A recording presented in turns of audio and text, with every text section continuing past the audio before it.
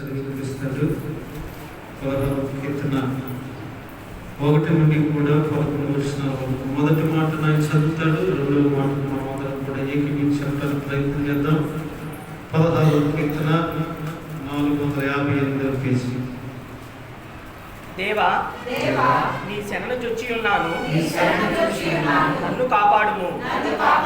నీవే ప్రభుడవు, నీకంటే నాకు క్షేమాధారం ఏదియూ లేదని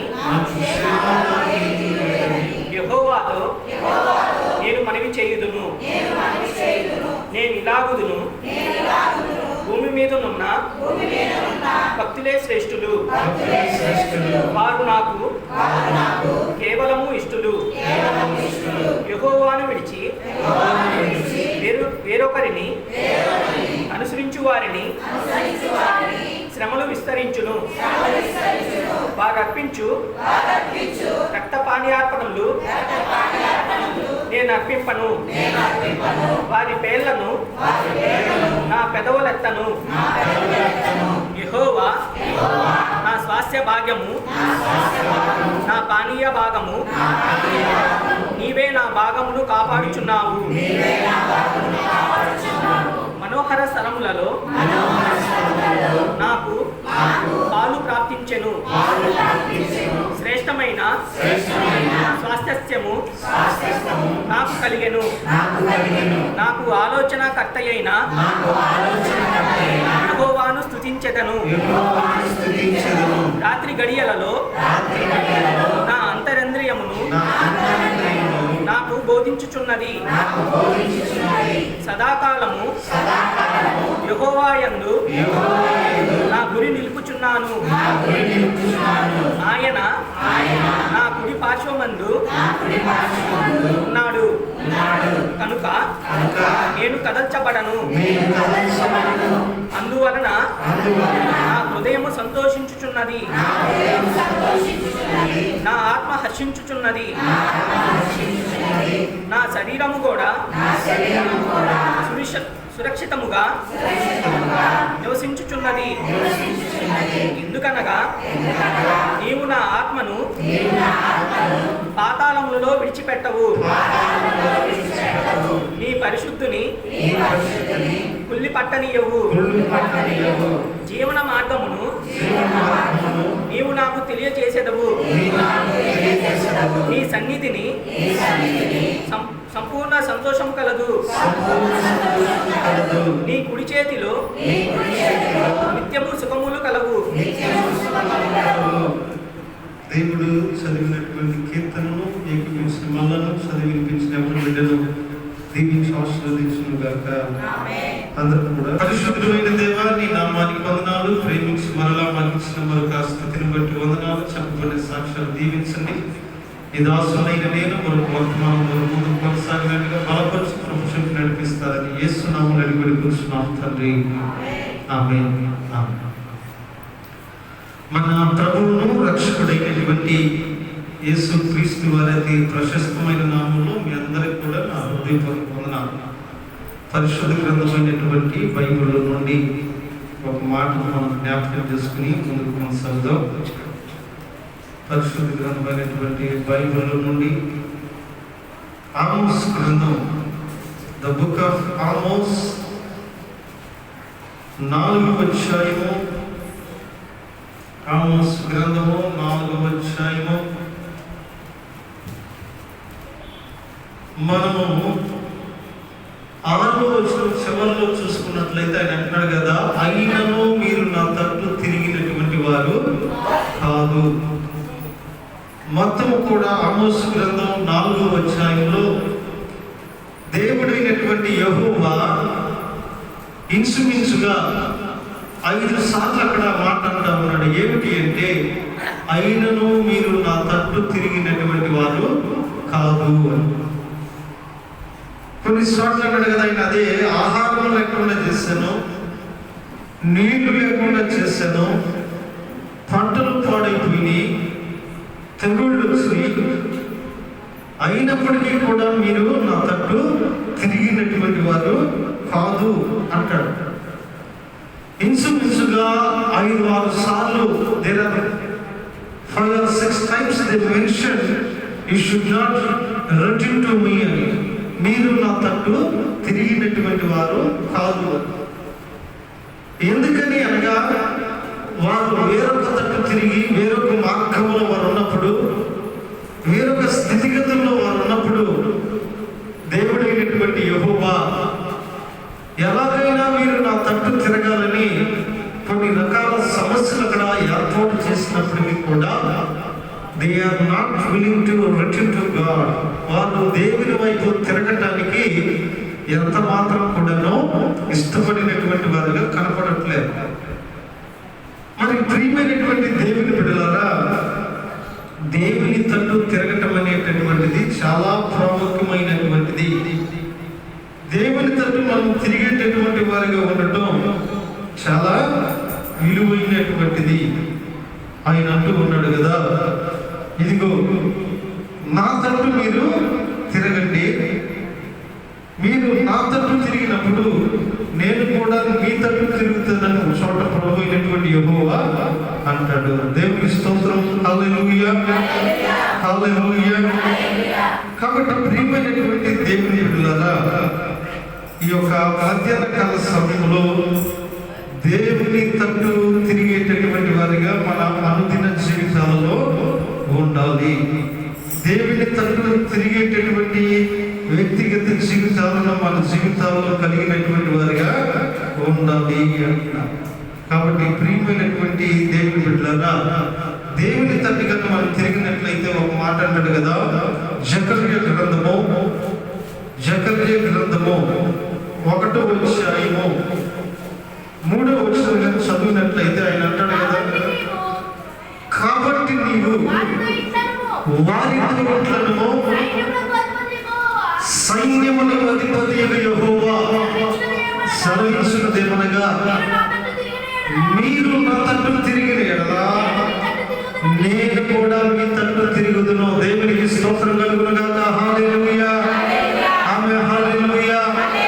ఆయన అంటున్న మాట ఏమిటంటే, if U turn to me I will turn to you అంటాడు. మీరు నా తట్టు తిరిగినట్లయితే నేను కూడా మీ తట్టు తిరుగుతాను. ఎందుకనగా మనం దేవుడి వైపు చూసినట్లయితే దేవుడు కూడా మన వైపు చూస్తాడు. మనం దేవుడి దగ్గరికి వచ్చినట్లయితే ఆయన కూడా నేను మీ దగ్గరికి వస్తానని అక్కడ మాట్లాడుతా ఉన్నాడు. అయితే దేవుని తట్టు మనం చూస్తే మన తట్టు చూస్తాడు కదా, దేవుని తట్టు మనం ఎలా తిరగాలి, దేవుని తట్టు ఎలా తిరిగేటటువంటి వారిగా ఉండాలి, దేవుని దగ్గరకు ఎలాగ వచ్చేటటువంటి వారిగా ఉన్నాలో కొన్ని విషయాలు వాక్య భాగం నుండి జ్ఞాపకం చేసుకుని ముందుకు కొనసాగడానికి ప్రయత్నం చేద్దాం. దేవుని తట్టు మళ్ళుకోవాలి అన్నప్పుడు, దేవుని తట్టు తిరగాలన్నప్పుడు, దేవుని తట్టు తిరగటం అంటే ఆయన వద్దకు రావటం, ఆయన వైపు మళ్ళుకోవటం, మరలా ఆయనను సేవించడం, మరలా ఆయనను కోరుకోవటం. మరి దేవుని తట్టు మనం ఎలా తిరగాలని దేవుని వాక్యం మనకు సెలవిస్తుంది. మనం దేవుని తట్టు తిరగమన్నాడు కదా అని ఎలా పెడతాడో తిరిగితే ఆయన మన తట్టు తిరగడం.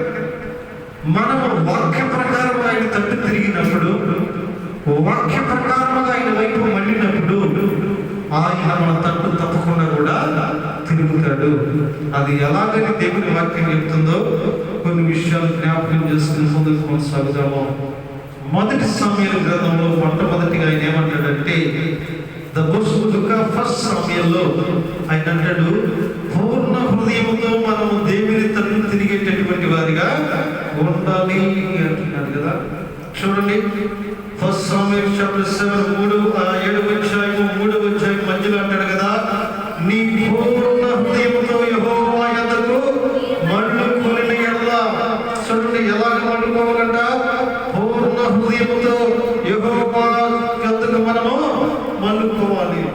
మొదటిగా ఎలాగంటే పూర్ణమైనటువంటి మనసుతో, పూర్ణమైనటువంటి హృదయంతో మనం యెహోవా వైపు మళ్ళుకోవాలి. ఎందుకని ఈ మాటను సమూయేలు భక్తుడు ఇశ్రాయేలు ప్రజలతో అంటాడంటే, అప్పటికే ఫిలిష్తీయుల చేతిలో ఓడిపోయారు, మందసం వార్త లేదు, మందసం ఎత్తిపోయారు. మరి అటువంటి సమయంలో వీళ్ళందరూ కూడా మందసం మనతో లేదంటే దేవుడు మనతో లేడు కదా, దేవుడు మనతో ఉండాలి, దేవుడు మన వైపు మళ్ళాలి,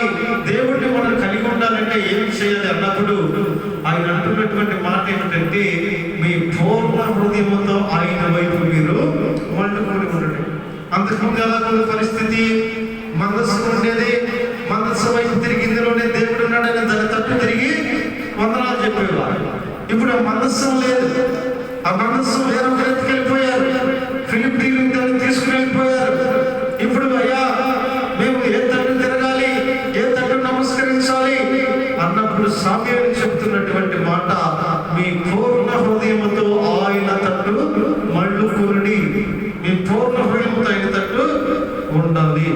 ఎందుకని ఆ మాట ఆయన అన్నాడు అంటే అక్కడ ఒక ప్రత్యేకమైనటువంటి కారణం ఉంది. దేని కొరకు ఆయన అనాల్సి వచ్చిందంటే ఎస్కేఎల్ గ్రంథం, ద బుక్ ఆఫ్ ఎస్కేఎల్ 14వ అధ్యాయము, ఎస్కేఎల్ గ్రంథము 14వ అధ్యాయాన్ని కానీ జ్ఞాపకం చేసుకున్నట్లయితే ఆ 14వ అధ్యాయంలో కొన్ని ప్రాముఖ్యమైనటువంటి మాటలు ఆయన అంటాడు. ఎస్కేఎల్ గ్రంథాన్ని కానీ మనం జ్ఞాపకం చేసుకున్నట్లయితే అక్కడ 14వ అధ్యాయంలో కొన్ని ప్రాముఖ్యమైనటువంటి మాటలు అంటాడు. ఆ మాటలు ఏమిటి అనగా 3వ వచనం అంటాడు కదా, తమ హృదయములలో విగ్రహములను నిలుపుకుని దోషము పుట్టించుచున్నారు.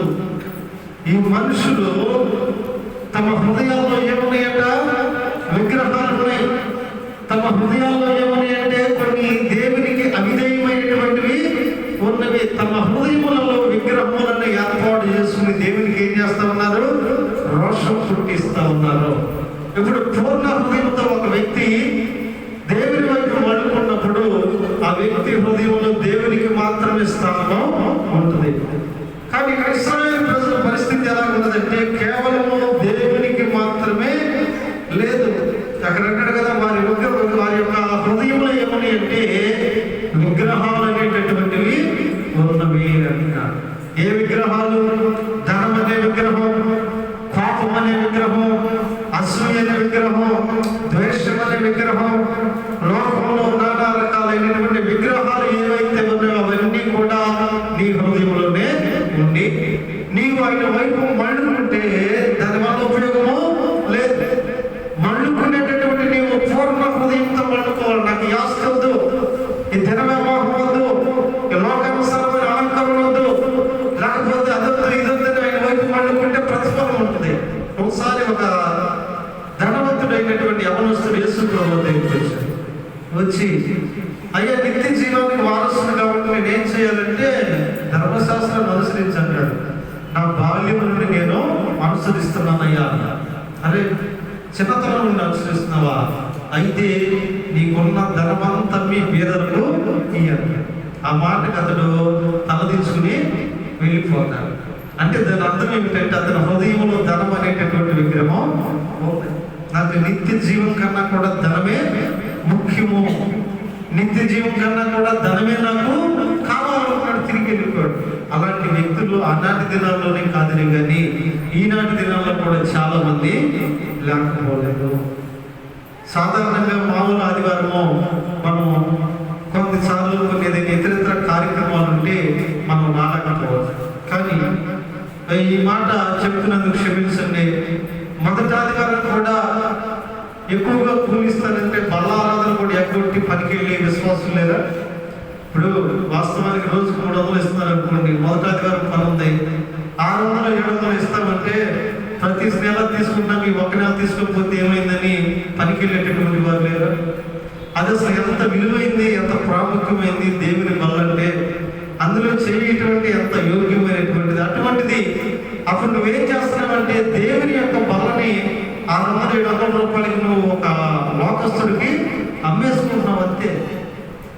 అదే విగ్రహం అంటే దేవుడు అంతకు మించినటువంటి స్థితిని దేవుడు మన జీవితాల్లో కలగజేయలేడా? అంతకు మించినటువంటి ధనాన్ని దేవుడు మనకు ఇవ్వలేడా? ఇవ్వగలరా? సముద్రుడు కదా, ఎందుకొరకు? అందుకని సామ్యులు భర్త అన్నాడు కదా, వారి మనసులో ఏమున్నాయంటే విగ్రహాలు అనేటటువంటివి ఉన్నవి అంటారు. వారి మనసులో ఏమున్నాయట? విగ్రహాలు ఉన్నాయి. కాబట్టి పూర్ణ హృదయంతో మీరు దేవుని యొద్దకు ఏం చేయాలి? మళ్ళుకోవాలి. దేవునికి స్తోత్రం. హల్లెలూయా, హల్లెలూయా.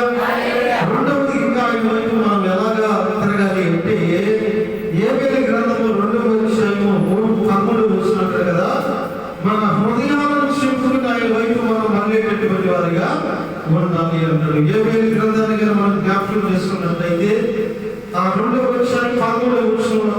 అంటాడు కదా,